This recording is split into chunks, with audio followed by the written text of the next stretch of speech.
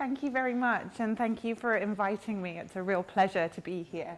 So, I'm Claudia Wells. I work at the Office for National Statistics, and I lead our Sustainable Development Goals team and our Environmental Counts and Natural Capital teams.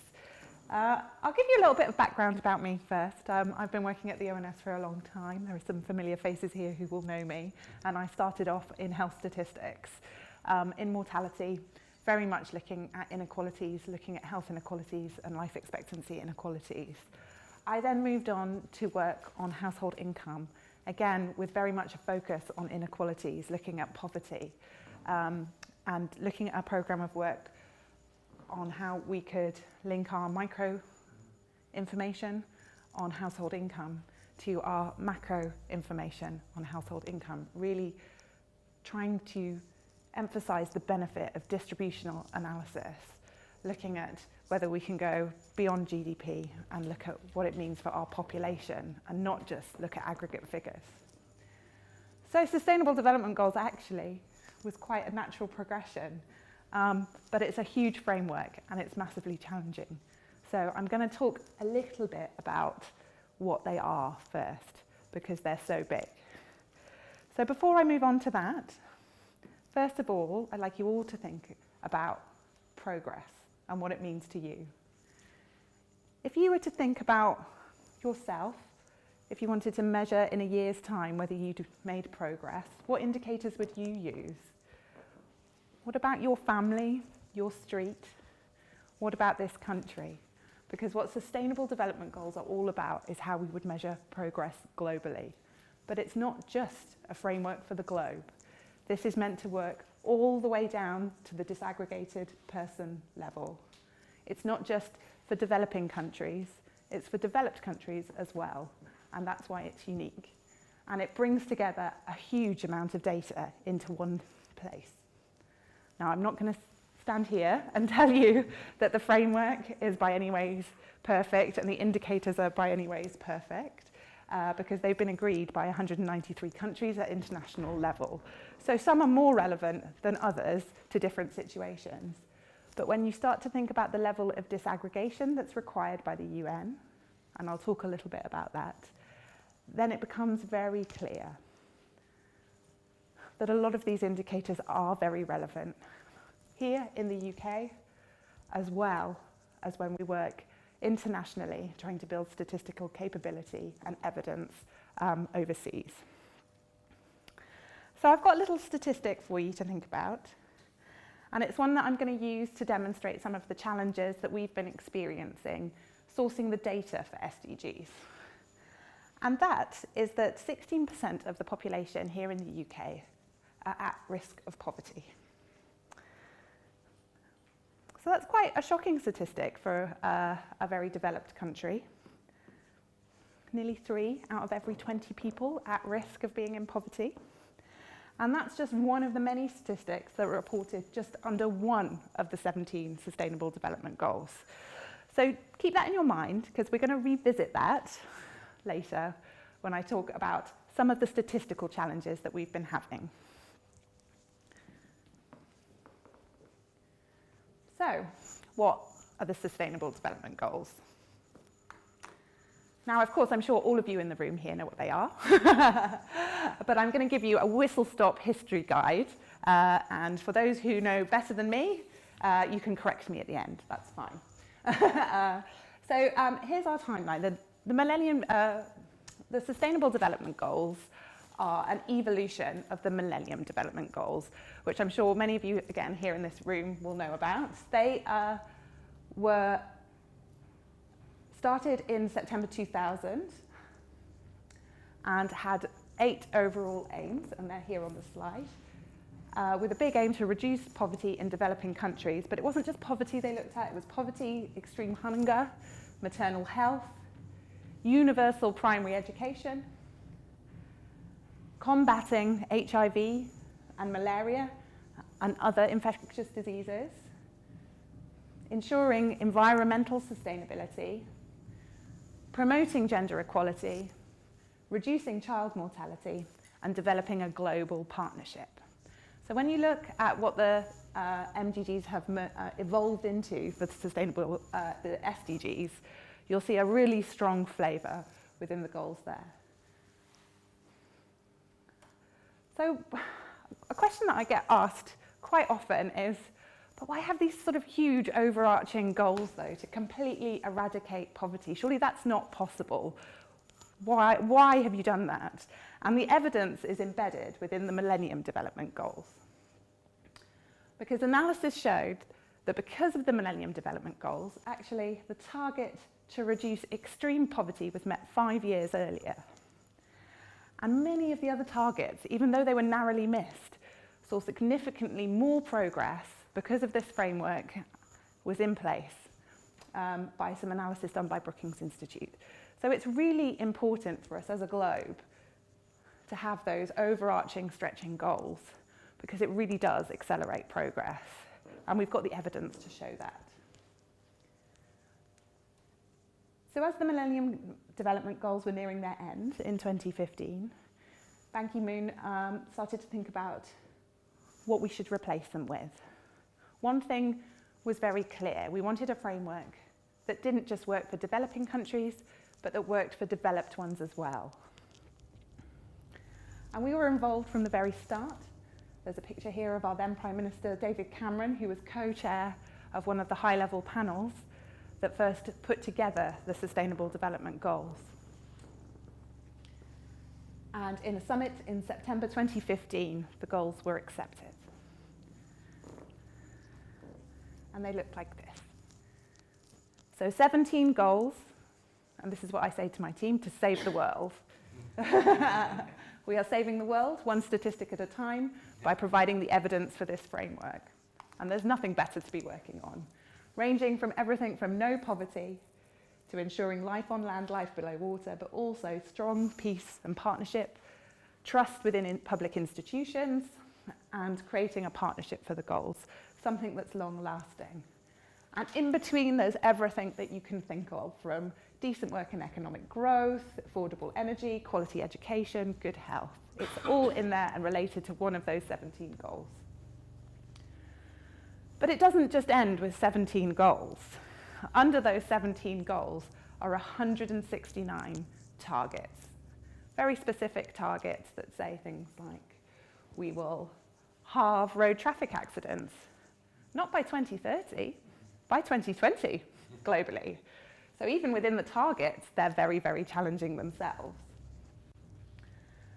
But under those targets, there are 244 statistical indicators, actually 232 unique statistical indicators. But when you look at them, there are actually many more. Quite often, if you look at one indicator, you'll see that it's not just one time point. There are many embedded within that. Some within the education are parity indices of all of the other indicators within the education goal. So there's actually 10 indicators wrapped up in one. So in terms of statistics and data collection, the challenge is huge. Even for a country like us here in the UK, where we have a very robust statistical system. Now, sometimes those challenges are because we are asked to produce data on things that we don't usually produce data on. Things like child labour. Things like the proportion of births that are not registered. So they challenge us to think about our statistics in a different way. But actually, the challenge of disaggregation isn't unique to us, and we're really in this with every other country, in trying to work out how we can disaggregate these indicators to ensure that we leave no one behind. And I've got lots more to say on that, so I won't cover that now. So it took a long time for those indicators to be agreed. And there are two panels at the UN who are in control of this sort of framework. The Interagency Expert Group for SDGs Data. That's one that I sit on as an observer now, which is looking at the formulation of the indicators and how we might actually statistically measure them. So out of these 244 indicators, about a quarter still, here on October the 30th, 2018, do not have globally agreed metadata. Now, we were very clear when we were choosing the indicators that actually we shouldn't be bound by what was just possible at the time, that we should challenge ourselves statistically as well, which is why we've got a quarter of the framework without agreed methodology, because we are challenging ourselves to measure things that we've never measured before.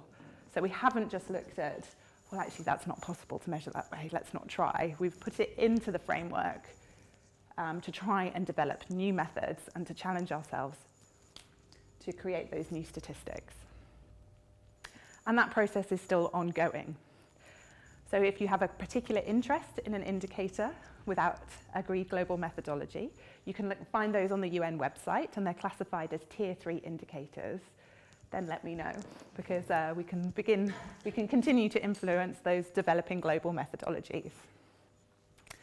Within those indicators, there are a number that are actually non-statistical. They're about whether a country has policies in place to support things like gender equality. But actually, as metadata is being developed as we go on, for those non-statistical indicators, they're becoming statistical. So under Goal 5, which is about gender equality, there is an indicator that asks whether a country has in place laws to support gender equality. And we are linking to our Equalities Act here in the UK as evidence that we have policies for that. But the UN Women Questionnaire that they have developed goes a step further and asks things like whether we have quotas for women in Parliament and whether we have laws to enforce quotas. So there are things that we can't answer there because our political system isn't doing that. But then they rate you according to these questions and give you a score. So we do end up with a statistical score, even though we're based on policy.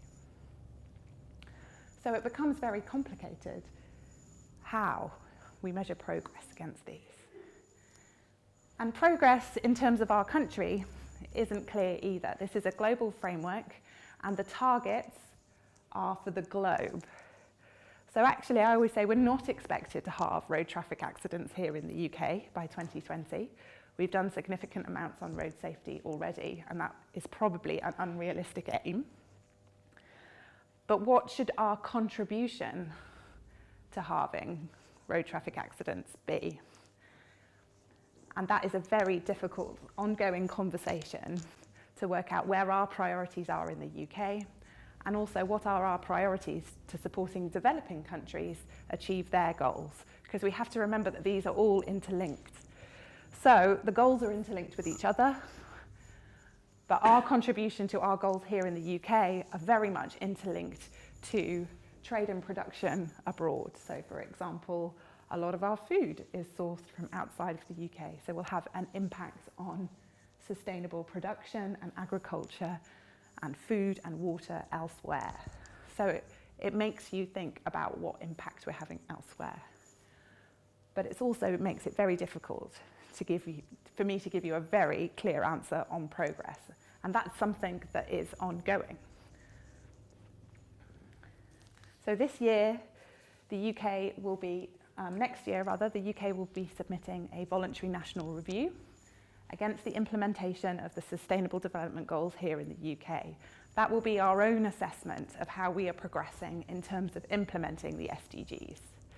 So these conversations about progress are going on across government at the moment in order to provide evidence for that report, which will go to the UN next summer and will be presented to the General Assembly in September. So hopefully that will start a much deeper and more detailed discussion on how we continue to measure progress all the way up to 2030. So forgive me if I can't give you an answer on UK progress here today, but hopefully that is a little bit of an answer about why it's so difficult to do. So what have we been doing? So my team at the Office for National Statistics are tasked with sourcing UK data for all of the global indicators, identifying where there are gaps, and then looking to develop new data sources or methodologies in order to plug those data gaps. We have committed to then making that data publicly available to all in an open way, and then putting that data into context. What does it mean? So telling the narrative story around it. So we're working with data producers. We've been working with international agencies to influence the development of methodologies, like I mentioned earlier, where we've got tier 3 methodologies. We are a member of a number of the international groups that look at different disaggregations, again, trying to influence and help improve statistical robustness across the world. We've been coordinating across government departments in an attempt to embed SDGs reporting in their statistical reports as well. Some of the most exciting things that we're doing are exploring new data sources, and I've got you some slides on that as well, working with our data science campus in Newport, looking at innovative techniques, looking at techniques that we might then be able to share to ensure global consistency of data. We've been developing a national reporting platform, and again, I will tell you a little bit more about that. But I've got a link on a different slide, so please do go and check that out. And we have produced a series of reports. So it was about this time last year that we began reporting. We launched our reporting platform, and we had about 40% of data at that stage. To date, we've got about 65%, so we've done pretty well this year, which is great. In terms of acquiring data, but that still means that there's quite a substantial amount left to go. We've been reporting an awful lot of disaggregated data, and I'll talk to you about some of our reports on that and some data on what we found on that in a bit. We held a consultation with users over last summer on how we prioritize this work. It's so difficult. There are so many competing user requirements that range across everything that we want to do. It's very daunting and very difficult to know where to start. We asked our users what the most important disaggregation was. It came back very clear that in the UK we need geographic disaggregation, and that is the biggest priority. So last week we published the results of our Geography Accelerator project, which uses some new data sources and some new techniques, but also details what we've been doing to improve mapping functionality in our reporting and ensure that all of our data is geocoded so that you can download it and do geographic analysis straight away. And we've been really looking to provide the most detailed level of geographical data that there is. And we've developed a number of short analytical articles. We started small because we've been doing this throughout the year, just looking at individual indicators and telling people what this means in the UK context. And all of those reports, again, are on our national reporting platform. One thing that we've been really praised for is working out in the open, though.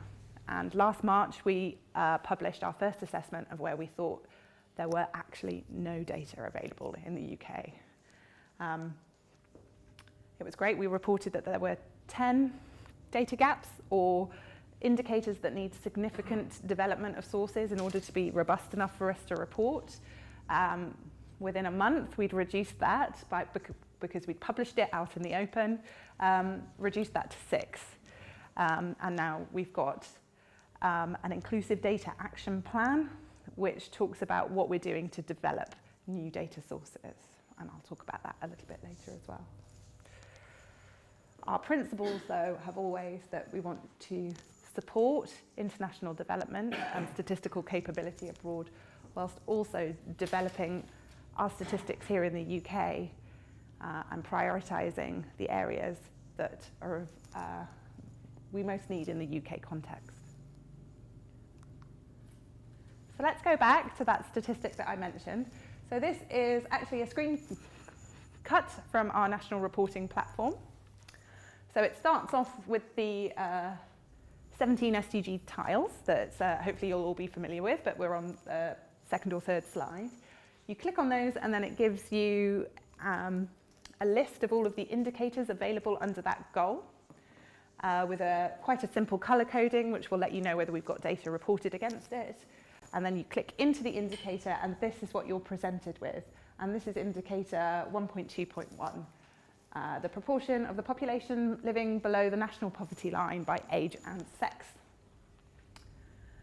So that may sound like a fairly simple indicator to source, actually, but if I talk a little bit about this indicator in a bit more detail, because it demonstrates some of the detail that the SDGs framework is really pushing us to do statistically in terms of data collection.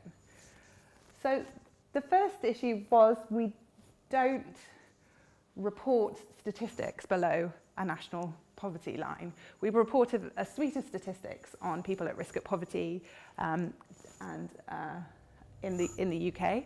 So the first task was, well, which statistics do we choose to report here? What's the most relevant one?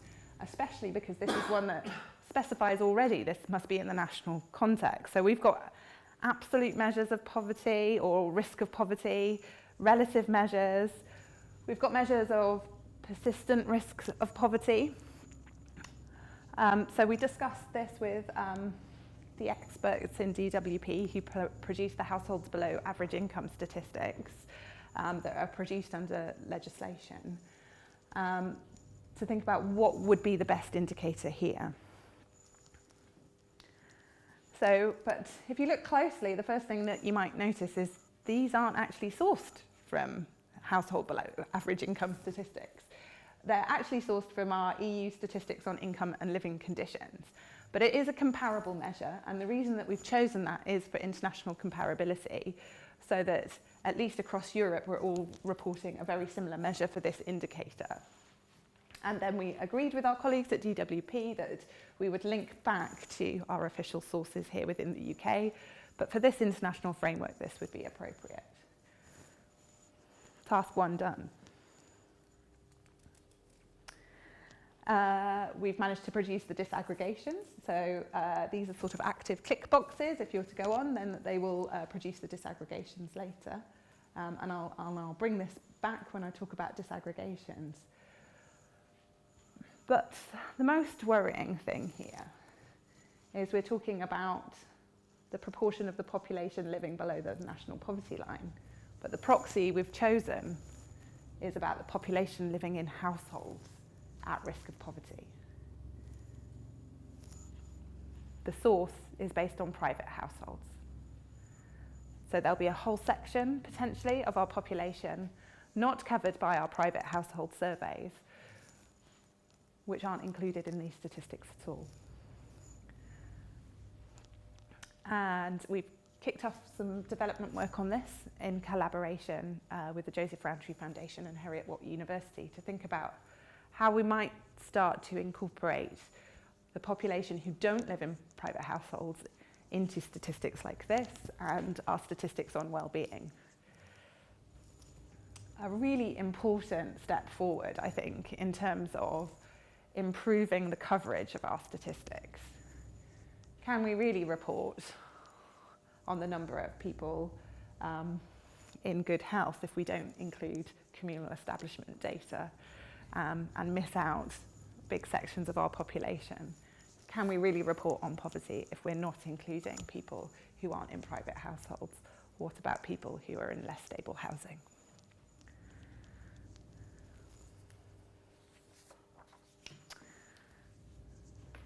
So that is just one small example of the grand task ahead of us.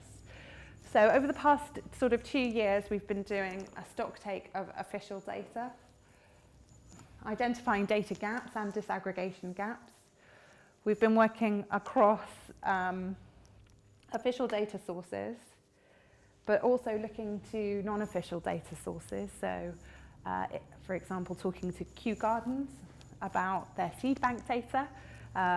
So under Goal 2, that's one of the indicators under Goal 2, the genetic variety of plant life here in the UK. And we now know that the task ahead of us is to think about how do we incorporate data from businesses and charities and academics that are maybe one-off studies but do tell us something more about our population, but maybe don't normally feed into official statistics. And we've got a commitment now that we will start using non-official data within our framework. we've got some exciting data sources on the way that I can't tell you about at the moment, unfortunately. We're still in negotiation about sourcing them. But it will be really exciting to start to see those be incorporated into official data. Looking at admin data sources, looking at new techniques, a huge amount of the framework at the moment is survey-based. And you'll find that internationally as well. When people are recommending metadata or recommending how to disaggregate, the fallback position is a suite of survey questions. And we are looking at whether we can not get rid of the survey, but whether we can improve timeliness of data by combining some of these new data sources with our big, robust surveys that we're doing.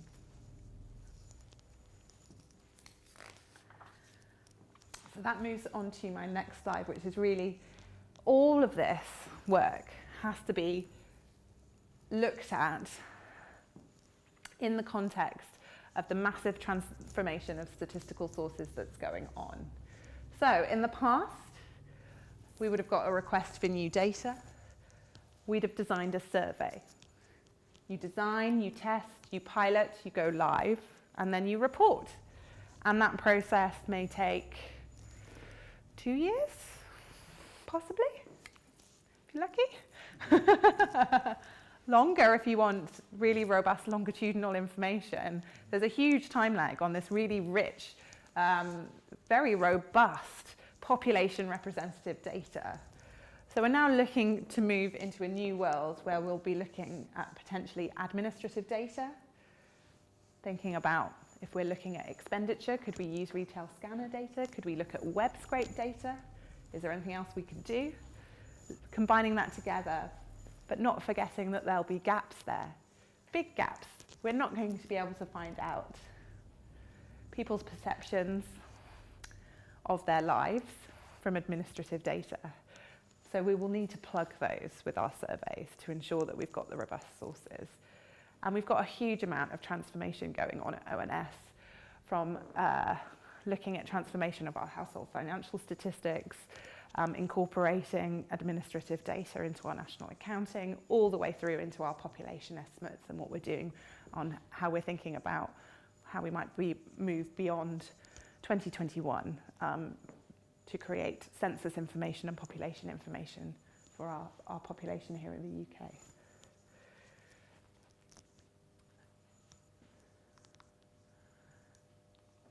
So let's have a little look at a new data technique. So this is one that we're really excited about. We've just published some data on this with the Data Science Campus, and I'm not sure whether it's up on the tool yet, but it should be coming up on the tool. We published the data for it for SDG Indicator 9.1.1, which is all about access to all weather roads. So I think this just shows how, as a project, we are approaching the SDGs framework in its entirety. Because we saw an opportunity here to develop a method, or to build on a method that had already been developed, actually, and to think about whether it was scalable and whether we could help other countries. This may not be the big issue here in the UK. We produce the data for the UK, and about 99% of the population live within 2 kilometres of an all-season road, based on some assumptions that the majority of our road network is all seasons, and we don't get hugely extreme weather at the moment. And the percentage of the population that are missing are probably living off private roads. We haven't incorporated them. But this indicator is a tier 3 indicator. The World Bank are currently working on developing some methodology, and we met with them this week, and they were really, really impressed that we'd decided to look at this. So we're going to be cross-referencing our techniques with them. It takes several inputs: the population, the road, and the road condition information. We wanted to recognise the value of global data sets and think about people who'd done it well before. So we took a method that Colombia had used, and in particular looked at whether we could recreate it here in the UK using UK-specific data sources. But then we wanted to take it a step further and look at whether there were global data sources that we could produce this method on. Because it's all well and good being able to produce great data for your own country, but the idea of the SDGs is that we're producing global data, so in order to get it globally consistent, it would be great if we were all using the same sources of imagery and the same methodology to produce those figures.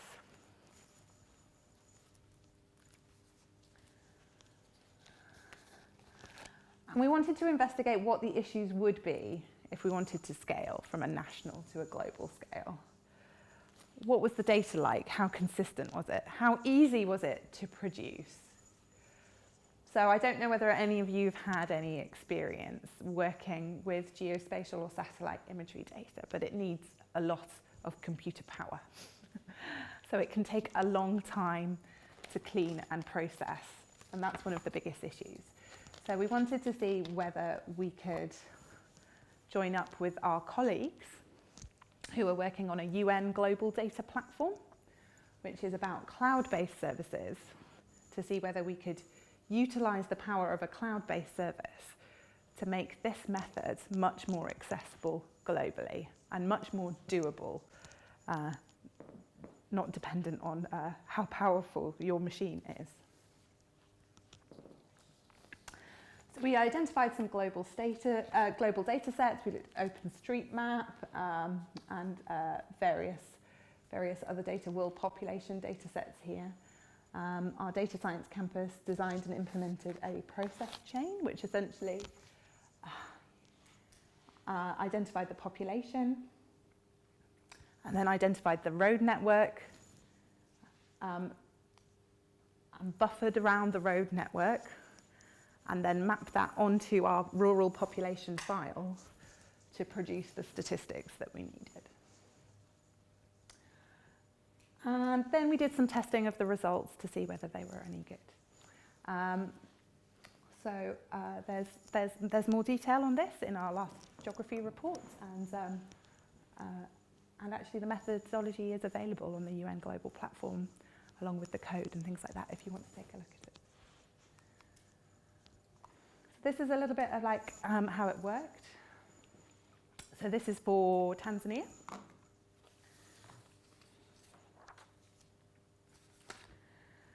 So we've got the global human settlement data set, and that comes in 4 categories of unpopulated, rural, urban cluster, and urban centre.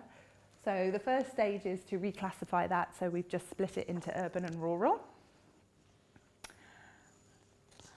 And then bring that across. So we've got the rural population. And then use that along with information about the road network to create the buffer and create the statistics. And this is what globally was the output. So here on the world data, sorry, the key is just a little bit off the screen there. But the darker measure is where we've got higher proportions of the population living more than 2 kilometres from an all-weather road. And the lighter it is, the majority of the population are living within access to a road. All produced on a consistent basis using a consistent methodology, but we did find some anomalies. So I'm not going to tell you this is perfect. This is a work in progress, and we are sharing this globally because it wants critique. And one of the things that stood out, and this chart here just shows the countries ranked by GDP per head and the percentage of their population within 2 kilometres of an all-weather road. And Canada here really sticks out, and it actually really sticks out on the map there. And what we found was that the road network there, the data set that we were using only contained highways. So straight away, it was a classic, the source data wasn't good enough information. So we'll have to recalculate this, but the fact that we were able to even process and clean this amount of data to produce an output to check it, actually in terms of computing power, says something. And some of these things took sort of days to run.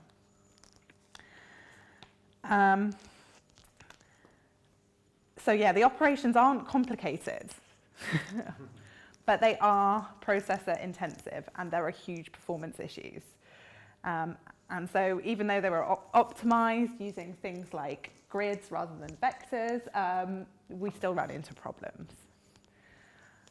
But I think this just, like I said before, demonstrates the flavor of the collaborative nature of SDGs, the fact that we should be working in the open and collaborating with colleagues across the globe to try and improve these methods. So our fantastic data science campus have also done some more things on this. I'm not going to go into this example in too much detail. There is a link to the blog here on this slide. But this is about improving our natural capital accounts, which is fundamental to some of the SDG indicators.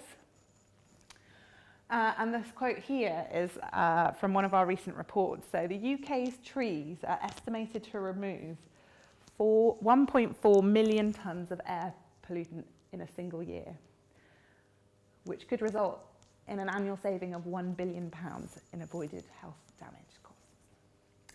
So what we were trying to do with this project, though, is to map the publicly accessible trees, so on public highways, and distinguish them from trees that are potentially in people's back gardens or in private spaces, and then hoping to scale this into perhaps an indicator of access to green spaces and other spaces. But I would urge you here to look at this blog for a more detailed methodology, and we are hoping to incorporate some of this work into our natural capital accounting over the next year, some of these new techniques. And this used some really great innovative things like looking at Google Street View and trying to work out whether things are trees or cars, depending on their colour, and it tested several different methods.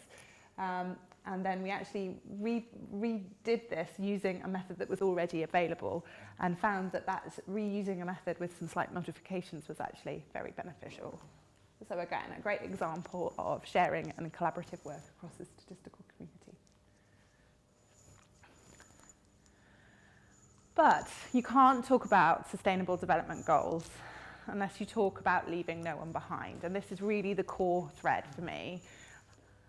The indicators require a huge, unprecedented amount of disaggregation. Yep, gender, age, geography, fair enough, all expected. Disability, probably expected. But everything by race, ethnicity, migrant status and income distribution as well.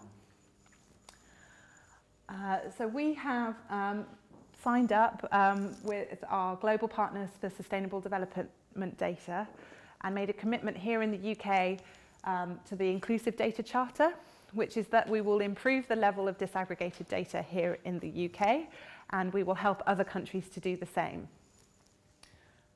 So there is a link behind that. If you need it, let me know.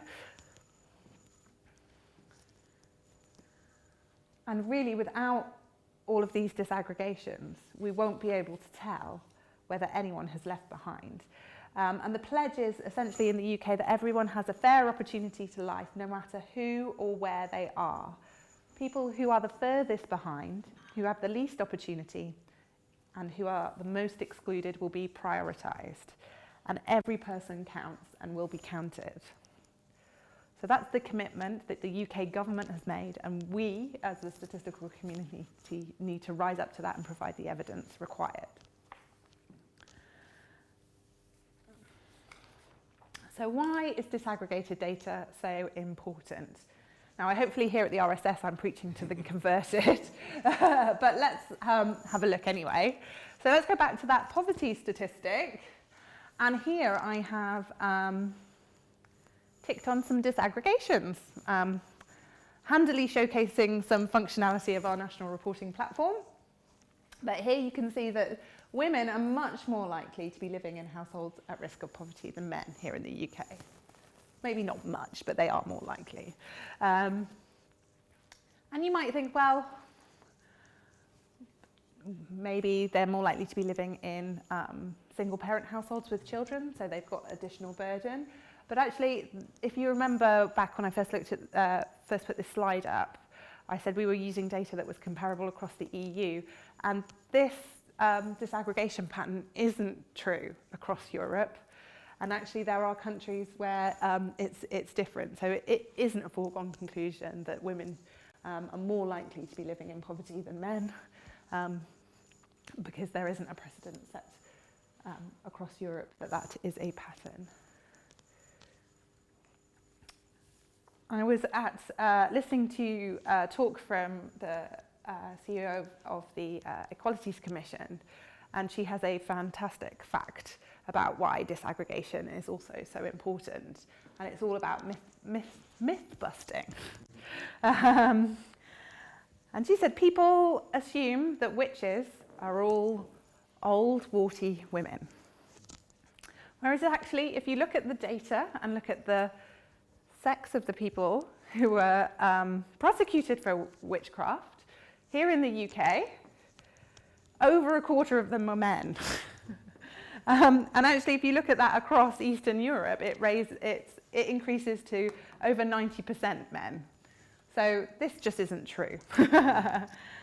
And so in terms of equality, in terms of access and to ensure that no one left behind, this really is one of the most important things that we are focusing on. And here, just highlighting the disaggregations by age as well. So those trends showing that at the start of this period, which goes from 2005 to 2016, so between 2005 and 2011, those 70 and over were more likely to be living in households at risk of poverty, but then they dropped. There might have been something going on economically that meant incomes in those households weren't as affected by the economic downturn. We've done some other work looking at disaggregation, again just demonstrating the importance of disaggregation. So this particular slide is looking at indicators of ending violence against women, and here this is really just to demonstrate the importance of intersectionality. So we are aware that we're not just disaggregating by one characteristic. It's really important to look at the multifaceted dimensions of these things. So here we're looking at women, but women with a reported disability, who are much more likely to experience partner abuse, women who are younger, women in lower income households, and women of mixed ethnic groups. We produced this data from the Crime Survey for England and Wales, but worked with them to produce a data set that was robust enough over 3 years to really delve into these characteristics. And what we've found when we've looked to disaggregate data as much as possible is actually that there's a lot of disaggregated data already out there that isn't used and that isn't really very easy to get at if you're a basic user. And so we are working with our new Centre for Equalities and Inclusion, who've released an inequalities data audit again last week, which shows, according to the protected characteristics under the Equality Act, where you can find data sources with those characteristics on, to make the data that's there already available, to really open it up and make the use of what we've already got.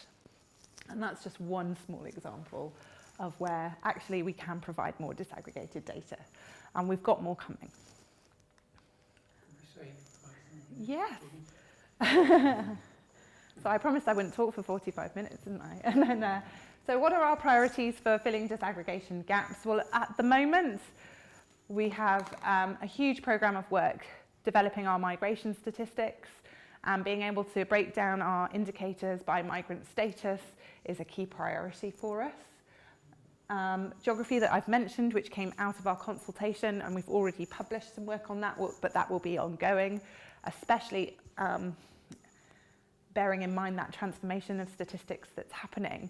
We'd expect in the next 10 years actually our work isn't done. We haven't sourced all of the data because actually the sources are going to completely change and we will face a whole new set of challenges, in particular around things like disability, where if we're going to embed a human rights-based approach to data collection, self-identification of these characteristics is really important.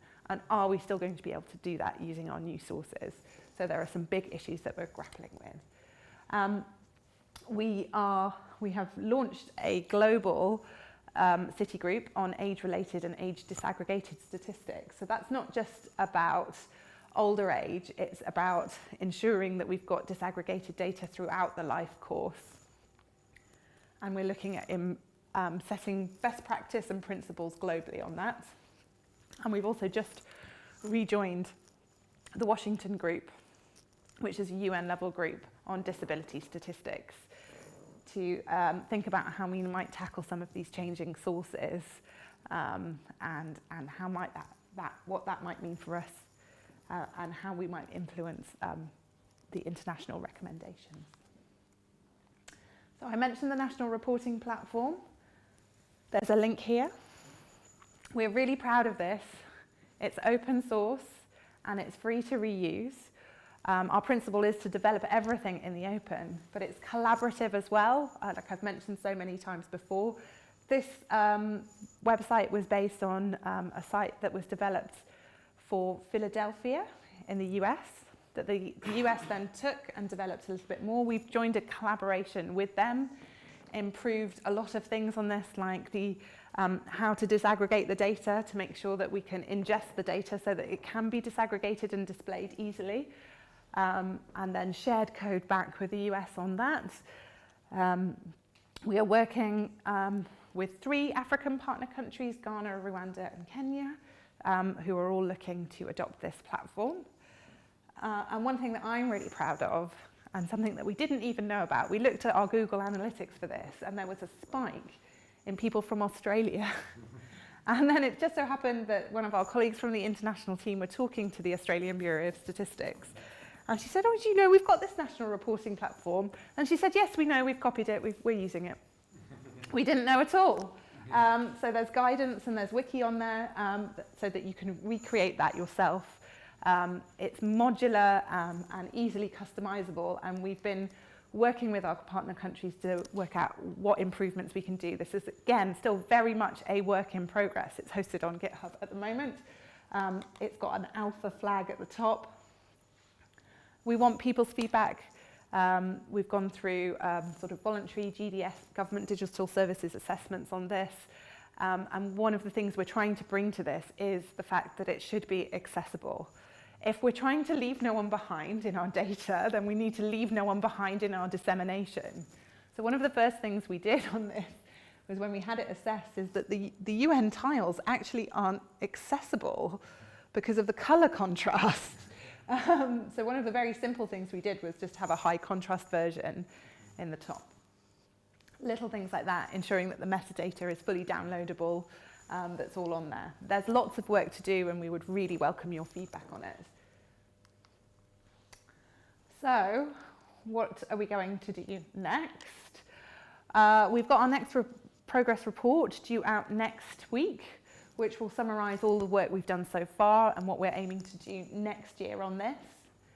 We're looking to publish a series of explainer articles on disaggregation in particular, and our approach and how we're looking at disaggregation gaps.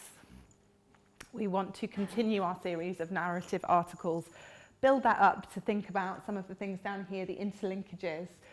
We've got ideas about looking at the economic case for SDGs, like the economic case for climate change was looked at, and things like that. What are the real economic benefits going to be?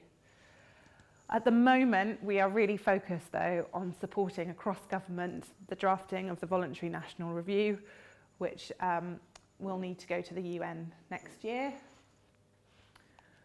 We want to include more non-official sources that I've mentioned, more work with our data science campus, and more work supporting the development of our reporting platform, especially in other countries.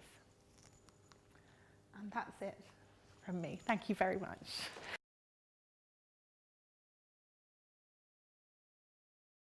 I'm going to introduce the discussion.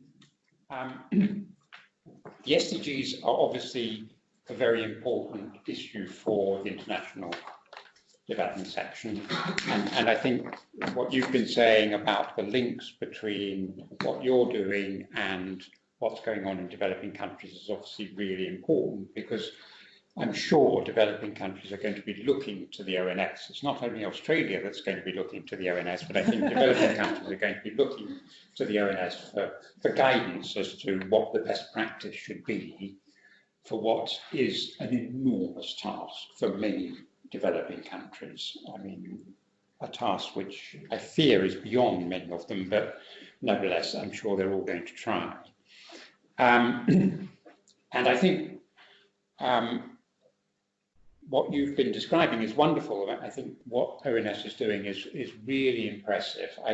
Before this meeting, I had a look at some of the other countries where I would have expected them to be doing pretty well in terms of reporting on all these indicators, and certainly I didn't find anything that really matched what ONS is doing. I thought, you know, it's really tremendous what you have been able to do, and I think you should be very proud of that. Having said that, one of the things that IDS has felt that they would like to be able to be is a critical friend of the SDGs. And so I'm going to make one or two comments which are somewhat critical, but I would like you to bear in mind how impressed I am, at least, and I think probably we all are on the committee, about what you've been doing, what you've been able to do, what you're planning to do, what your attitude is to and culture is towards reporting. I think it's great. But I'm going to just do this in the context of an example. So I looked at the second Sustainable Development Goal, which is zero hunger, basically. And I looked at indicator 2.1.1, which is the prevalence of undernourishment. So what I need to do is to get rid of yours. Yeah.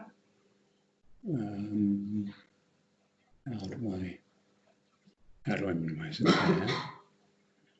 And I need to show my. So this is a screenshot. I hope it's probably not terribly easy to see, but basically this is indicator 2.1.1 disaggregated by age, and in particular looking at the difference between men and women for people over 75. So there is a question which I don't want to spend time on, which is whether the 2.5th percentile on total energy intake is actually an appropriate measure of undernourishment. I want to park that, because I'm not competent to say whether it is or not. I'll also just point out that I don't think it's that important, is that at the top here you've got medium, and on the axis you've got 2.5, but that's easy to correct. But if I were to look at that picture, I would think that in a statistical sense, I might be tempted to say, well, it looks as though for these elderly people, the 2.5th percentile total energy intake is going down for women and is going up for men. In other words, there seems to be some kind of statistical interaction there. So on the face of it, it looks like there is a pattern that you might want to explain. And if that were the case, then I need more information. And I think this is where I would be critical of what's going on in terms of the presentation, because these data come from a survey from the National Dietary and Nutrition Survey, and the numbers of people in these groups aged over 75 ranges over these 4 years from 48 to 104. And if you then think about the 2.5th percentile, we're talking about 1 or 2 people, basically. So in other words, there's enormous uncertainty Yeah. in these data. And there is nothing, I think, at the moment, unless you go back to the original source, that would enable you to know that. Yeah. So I think there's this general issue. And in fact, when the RSS responded to the consultation that you mentioned before about the SDGs, one of the things they mentioned was the importance of representing uncertainty. And I think I have to say that that was ignored in the response that ONS made, that wasn't something that seemed to be being considered. So I do think that there is an issue here about uncertainty that needs to be brought out. Now, if you go back to the original data, you can actually get some measures of uncertainty, but they're not represented in the reporting platform, and I think that's a pity. So I think the issue that I'm particularly concerned about, well, there are two issues. Firstly, within this disaggregation, and it's particularly problematic with disaggregation, as to how you represent the uncertainty and how you prevent people from misinterpreting or over-interpreting graphs like this, because someone looking at that without this supplementary information could start to build up all kinds of pictures of what's happening with undernourishment, or whatever you want to call it, which really wouldn't be borne out if you did a full statistical analysis. So I think I'd like to see more attention given to uncertainty. I'd also like to see a bit more attention, although this is an additional level of complexity, but I do think when you've got these data across time, that it is possible to model these things. And I would like to think that perhaps at least for some indicators where you've got a good time series, where if you look visually, you think, oh, that's a trend. But actually, if you were to model it, you would find that the trend was actually mostly noise, that what appears to be a trend is actually not really a trend. So I think the issues of I think it's particularly important, the uncertainty issue, but I think the modelling issues are also important. And I say that because I think if ONS were able to devote some resources to that, I think it would be enormously helpful for developing countries as well. I mean, I personally think this should not have been presented at all. I think it's unhelpful because I just don't think there's enough data. But I think more generally, when you're using survey data and you're disaggregating, and you're conform to making inferences about differences between groups and differences over time, which actually are not real, they're just statistical noise. So that would be my representation of this idea of being a critical friend. That would be the criticism that I would make. So I'll pass that over to you. Absolutely, very fair. There's nothing I can disagree in what you've said, and it's actually a conversation that we've been having over the past month about whether we should be putting data on or not when people can't compare trends and when we haven't got the functionality within the platform yet to express that uncertainty. So I think, yeah, they're absolutely fair comments, and I think we had decided that actually in some cases we've gone too far, we've put all of the data up, and then because the data's there to download and you've got the metadata, but the chart displays a much more certain picture than that's actually true.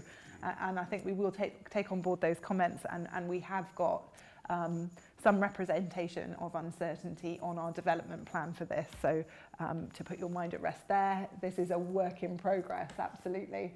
And it's something that we will hope to be looking to our colleagues who are over on our main site, who are also grappling with similar issues about uncertainty and how to display uncertainty visually. And they've been looking at various different ways that they can do that. So yes, absolutely. We've got some very basic fixes there in terms of our notation, but it's something that we discussed internally, especially when we talked about one of the other indicators here, which was about the food insecurity scale, where currently we're reporting UN level data, and we know that that's not based on very many people. And we've got overlapping time intervals, and so when the new data becomes available, should we put the next 3-year data point up, because that's going to make people compare between them, but actually, essentially, there's only 1 year difference, and 2 years are the same, and we're almost drawing people to the wrong conclusion. So we'll take on board your comments and to hopefully assure you that this is something that we are discussing and not something that we don't realise is perfect. Absolutely. And there'll be examples of that across all of the indicators, absolutely. And I think we would welcome you as a critical friend picking them out. And actually in terms of proxies here, whether that's a good proxy or not. Some of the indicators have been developed very much in collaboration with topic experts, but we haven't had time to do that for all of them. And sometimes those conversations are accelerated when you publish data, and then you can really have a conversation about it once it's publicly available. In terms of the developing countries, though, I will counter you that actually here in the UK we've got a lot to learn from them as well. Because we're not used to this measurement framework, whereas the developing countries are, as part of the Millennium Development Goals. They've done this before in terms of this consistent reporting to the UN, trying to source their data. Things like the way that they transfer the data to the UN using a system called SDMX. We've got huge amounts to learn from them, and we've really benefited from collaborating with them, thinking about both the user requirements for this platform, things like have we thought about whether it will work if the internet suddenly disappears? Has the data cached to your machine and can you still use it? Basic user requirements like that, all the way through to how do we transmit using SDMX. It's not something that we've been developing in-house, so we've got lots to learn there as well. So we'll certainly take on board all of your comments, and we welcome them. It's plastered all over. We want your feedback. It's here for you to be critical and for us to improve. That's part of working in the open. So thank you. Questions for Claudia? Matthew. That's a question about how has this played out across Whitehall? Because you're coming up with these new sets of data and indicators and measurements, and there is an existing set of targets and indicators which government departments used to have, and I think still do have. Are the SDGs, to what extent are the SDGs being into those government targets for the different departments across Whitehall?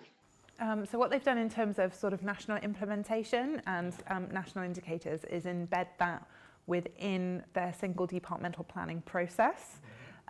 So each department has their single departmental plan, which is essentially setting out what they'll do, and their progress towards implementing SDGs and monitoring those policies at a national level will be incorporated through that framework and process that is already part of government.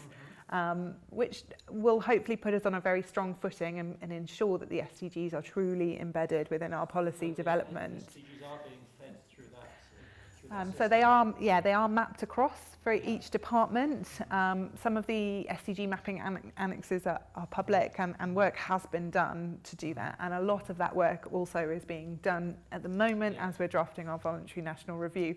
ONS is very much in the space, though, where we're measuring the global indicators and trying to help develop the global metadata and work to build statistical capacity globally to do that. So we are slightly separate from that national domestic implementation. But is that national domestic implementation going to be, are you going to disseminate that? And because looking at the SDGs and the way the MDGs worked across developing countries, they were very much aware of reporting to New York and Washington. They weren't really used for domestic policy very much, the MDG indicators, and that has always been a great weakness of them. And in terms of what the UK has to show the rest of the world, I think that learning about how you can incorporate these measurements into the internal workings of government can be as valuable as this learning about how to measure them in the first place. So that would be something that would be very nice to bring together and publicise and disseminate. Yeah, and I think that's hopefully what will come out of the VNR process, and when that will be a public process approved by Parliament and a public document. And it's a framework to 2030, so we've still got a long way to go in terms of how we develop our reporting and how we develop our indicators. That domestic and national side of things is being led by DFID, and Cabinet Office are helping coordinate across the other departments in that process.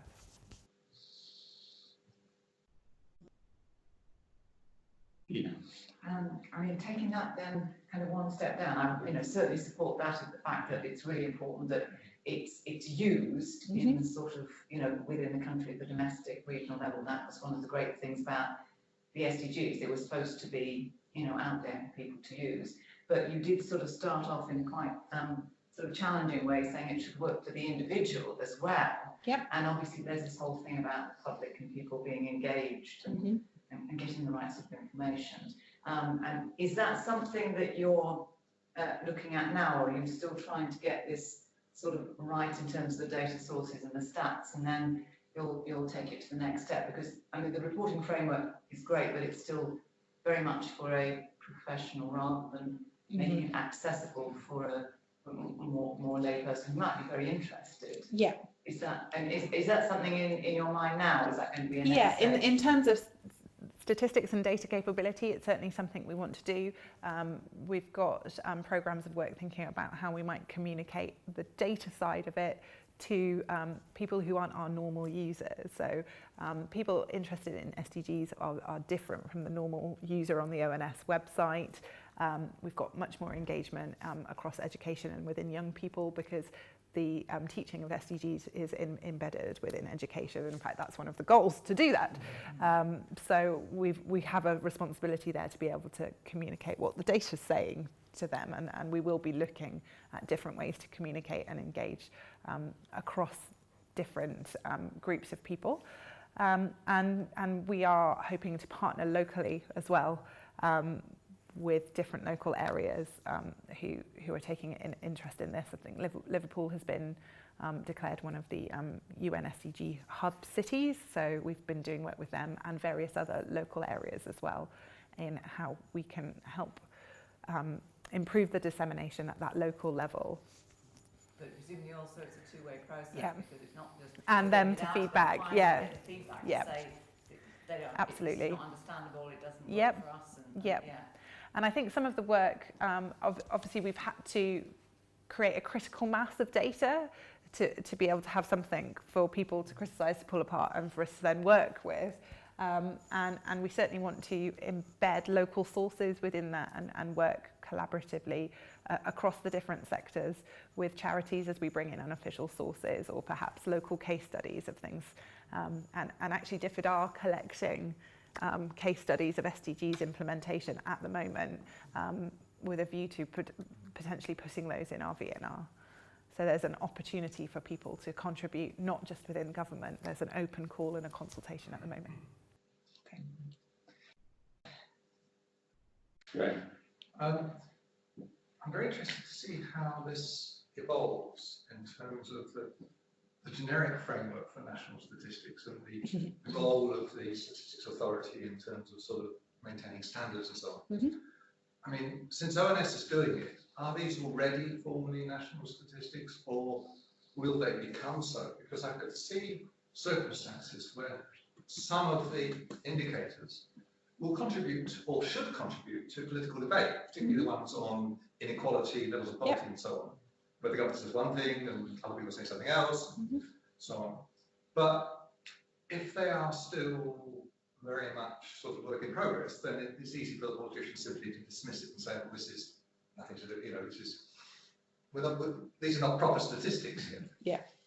So I guess a lot of the data on this platform, they are national statistics, and they weren't just solely reported here, they were being reported elsewhere and used. A lot of the data under sort of decent work and economic growth, about youth in not in education or employment, the NEETs figures, the unemployment figures, the GDP per capita, they're all national statistics that we're being reported and that we've embedded within the framework. So I think but you're right, there's a variability in quality across the indicators. And as we start to use different data sources and perhaps incorporate non-official sources, there is something there that we will need to do in being transparent about the quality of data. And that work is ongoing with our methodological colleagues within the Quality Centre in ONS to think about how do we assess these sort of non-official data sources. We have been trying to encourage other data producers to comply with the Code of Practice for Statistics. That's sort of a simple way to do it. But I think that's definitely a work in progress, especially where we talk about some of the more experimental data that we might begin to use. But I think that's true of statistics as a whole, as we're transforming all of our sources. And I think it's not the SDGs framework that is the fact that our sources and transformation of statistics is happening in the UK at the moment, and that will be true for all of those sources, not just the SDGs. So not really an answer, I apologise, but an acknowledgement that it's something that needs to be done. But it seems to me that you need some more gradation between it is a national statistic or it's not. Yes. So at the moment we publish various classifications of statistics at ONS, from the national statistic, an official statistic that doesn't have its national statistics badge, and we all know that they can be taken off you, down to experimental statistics, and then we've got sort of research-based statistics coming from a much more experimental space where we've been using admin data and looking at producing income distributions at very local levels, for example, that are sort of labelled as research. What I'm not sure whether we've got right is whether people really understand the difference between all of those. And I think that's where we need to think about who are our users and how we're communicating that. So it's a challenge. And something that our digital and dissemination colleagues are aware of and working on. So did you say Liverpool was a UN SDG hub? Yeah, hub city. Okay. What does that mean? Yes, I haven't noticed. So I can provide you with some more information about that and put you in contact with our colleagues in Liverpool who are leading on that a little bit more. Just from a point of view of statistics and data, or is it? No, that's more in terms of the SDGs. Yeah, and meeting the SDGs and implementing the SDGs rather than the data side.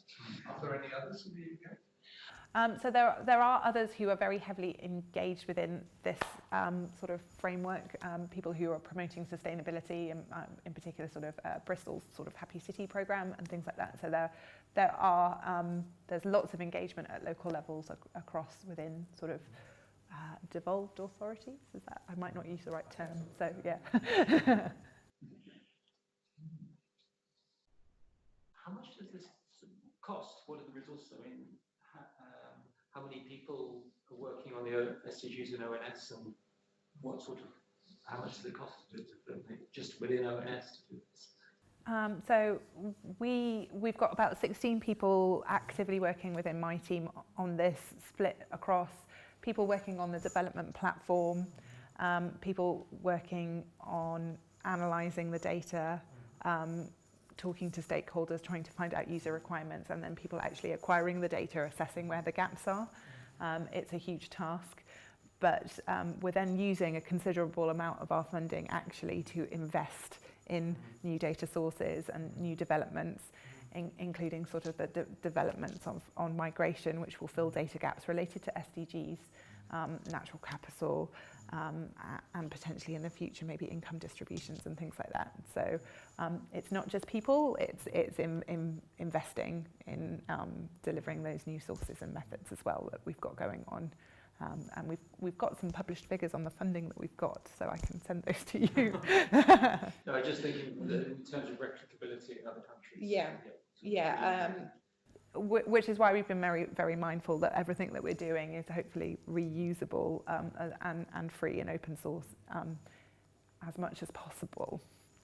And yes, and hopefully we'll be bidding for more money to continue to 2030.